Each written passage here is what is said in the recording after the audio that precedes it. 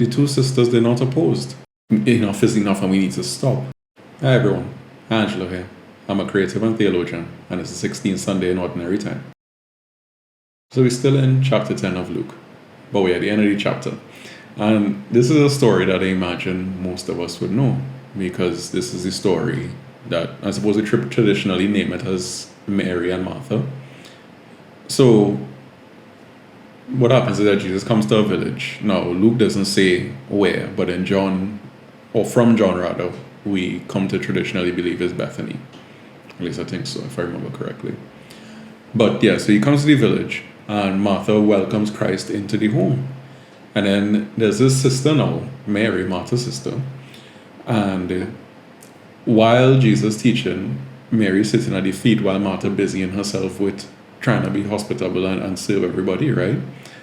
So it gets to the point, I guess you could look at it as the climax of the story, or the beginning of the climax rather, where Martha is like, she just stopped and she said, Lord, wait, is you don't care that my sister leaving me to do everything by myself? He says, tell she help me. And then Christ is like, Martha, oh gosh, Martha, you worrying and you're fretting up so much, but you really only need a few things, and really and truly only need one thing. And what Mary doing here, Mary, she has chosen, well, what this translation says here is the better part. So because of that, it's not to be taken from her. Now really the story is a short story. I mean, I try to summarize these stories at the beginning of these videos, especially for people who might necessarily be familiar with the Gospels. But it's about, well, I guess 5 verses, if I think about it, 38 to 42. So it's a short one, but it's definitely a popular one. Of course, many of us know this story, especially I think we might identify because of the dichotomy between the two sisters. So on one hand, we have one sister serving away and trying to do what she's supposed to do. And then on the other hand, we have the other sister who, for all intents and purposes, she's doing something rebellious, really, by listening, by learning. Just in this moment, I'm thinking, I wish my secondary school students in particular, I wish they would do the rebellious thing by sitting and listening and learning. But I mean, that's part of the age and stage, right? And deep down, they really do learn. However they learn, I definitely can't explain it, but deep down, they do learn. But anyway, now it's just a sidebar. Another way we might look at this story, though, is that Martha was trying to be hospitable through serving, while Mary was trying to be hospitable through listening, which makes us realize that the two sisters, they're not opposed. I imagine they both had the same good intentions, but they just had different approaches to that, which is something a lot of preachers highlight, I think. So I mean, I know me for my own self, I would have learned about this from James Martin, the Jesuit theologian, because he would do these Friday afternoon scripture reflections, and I think he uses the Dan Harrington book, the Sacra Pagina, I guess is how you pronounce it, but that's that biblical commentary from another Jesuit. But essentially the idea is that for a long time we think of this story as putting one action as better than the other. But another, and possibly the more intended way that Luke, or whoever the author of Luke was, would like for us to see it, is that Christ felt more at home with Mary because she was being hospitable to him through her presence, as opposed to Martha's being distracted with everything. Now, of course, things have to get done, right? I mean, that's something we know for sure. Like, I could think back just to last week when the CTCT, the Conference on Theology in the Caribbean today, when we were in Barbados for our conference, and the whole secretariat, I mean more than the secretariat, but definitely for sure the whole secretariat, myself included, we rail Martha down the place.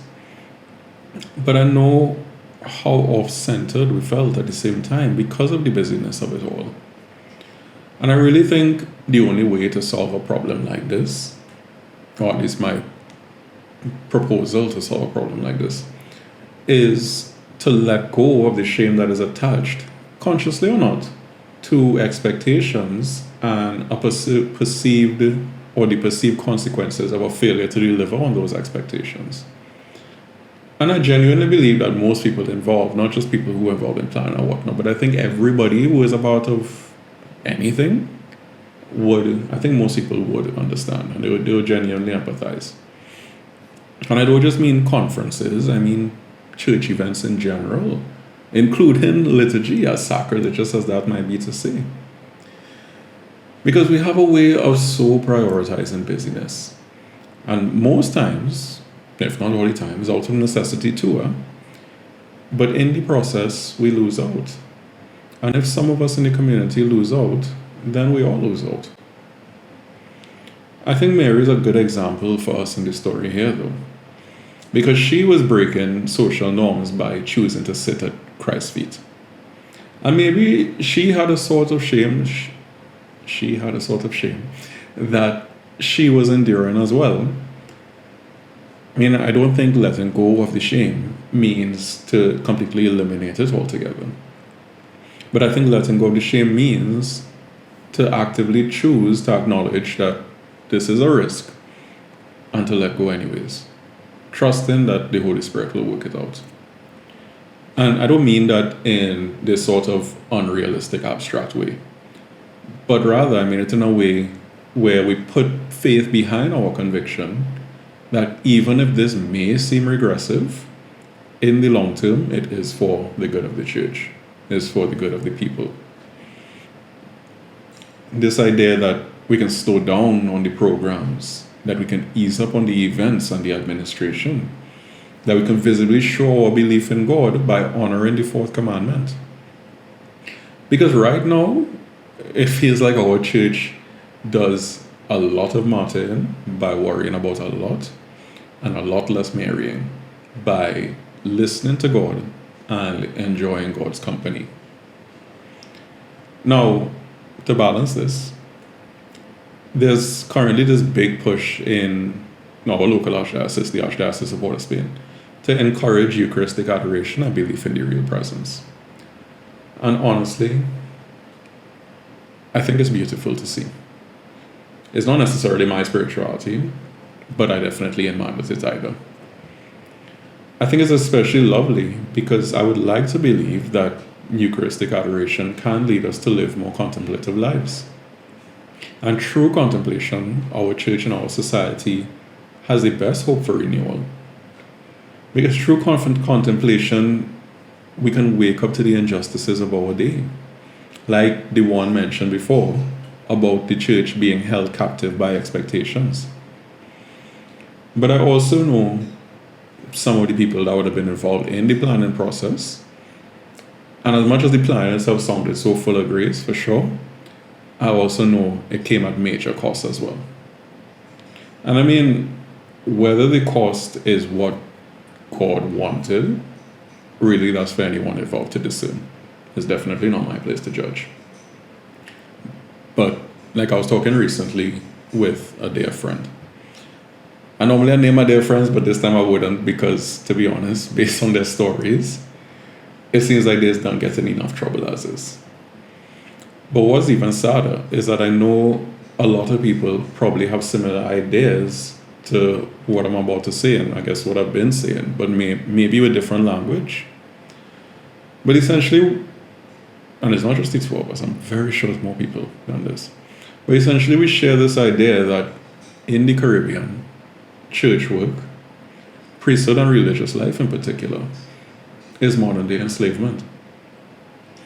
And I could only comment that as a layperson. I mean, I can't imagine what our sisters and brothers in religious life go through every minute of every day. But I genuinely believe that if enough of us could take a position of resisting this current structure, this current system, justice can happen. And yes, the leadership of the church need to do it too. But I do think it starts first with us. And I think that was a major part of me leaving working for the Archdiocese, because I needed justice for my own life. Because I was at a point where my loved ones were getting the rest of me rather than the best of me, and work was getting the best of me rather than the rest of me, which wasn't right. You know what I mean? I mean, the salary was a big issue too. But overall, to do something like this, to join this resistance and really say, enough is enough and we need to stop. One or two people can't do it by themselves. One or two people will only be one or two drops in the bucket. But for a more just church and for a more just society, it really does require a collective putting pause on everything and breathing. A collective stopping to actually adore Christ in the poor and in the broken, and not say we adore him simply because Eucharistic adoration is part of our religious routine.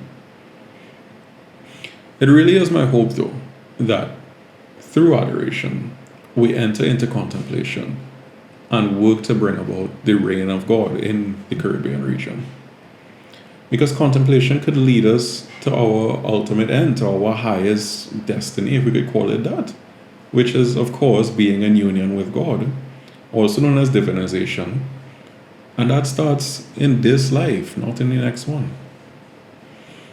So I think this story helps lend us a method to experience life and humanity in all its fullness that God intends for us.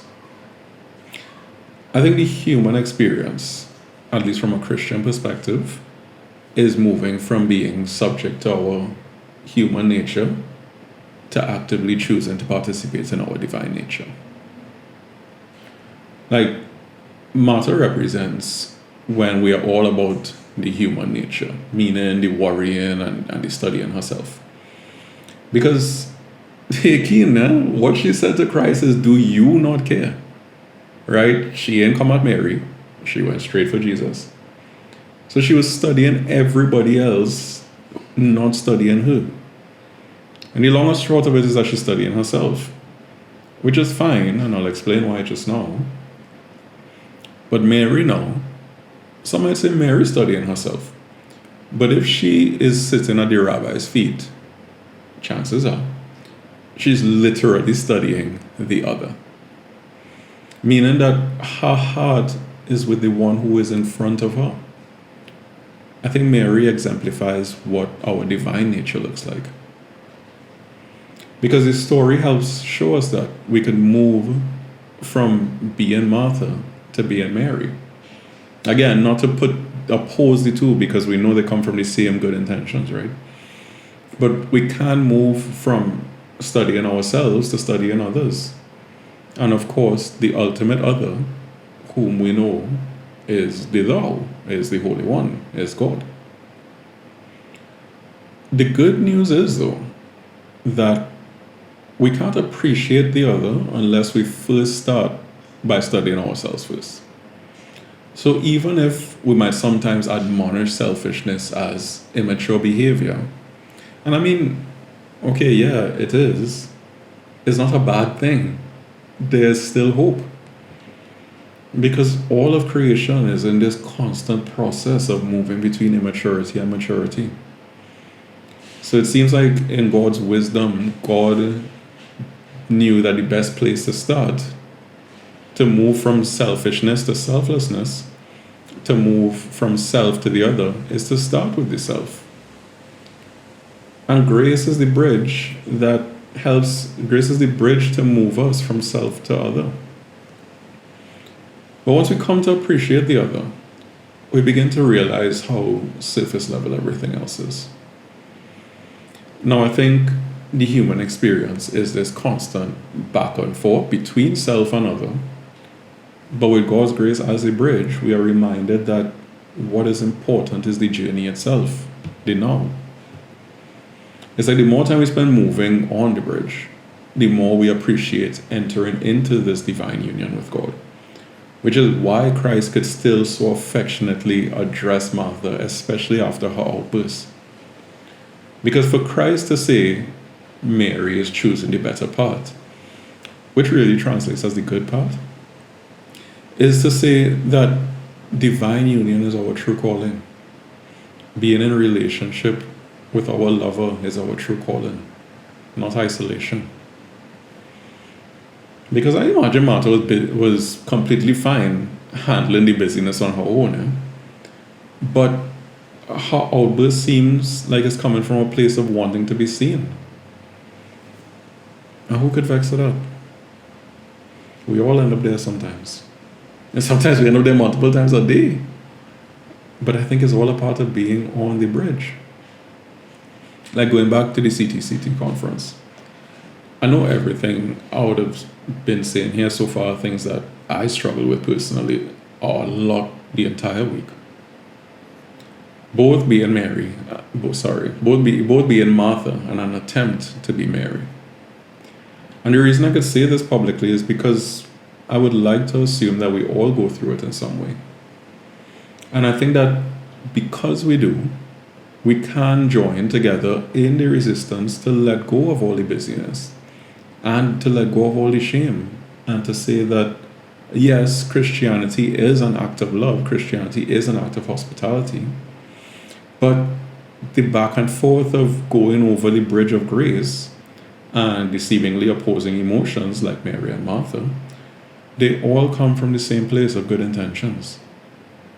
So while the current church system might require us to martyr, if together as a community, just enough of us, because it really doesn't have to be everybody, but if just enough of us could come together to resist the system and say, it's time to also sit with Mary, we will see a difference. And it might be a martyr's wish, the actual word martyr, not Martha in the Trini accent, but it might be a martyr's wish. But maybe that's some of our cause. Maybe some of us are called to sacrifice for better tomorrow. And I suppose what can ultimately help situate all of it is to pray about what might matter most down the line. Where is it that God is leading us to as individuals before we could reach to where God is leading us to as a community? Is being part of standing against the current system my call? Or is it to work quietly, hoping to change from within? Really though, that's something only you could discern. And thankfully, there's room for everybody of good intentions. However, those good intentions manifest, trust and believe. Yeah, in my prayers. Anyways, that's it from me this week. And as always, I appreciate you so much for watching. Thank you.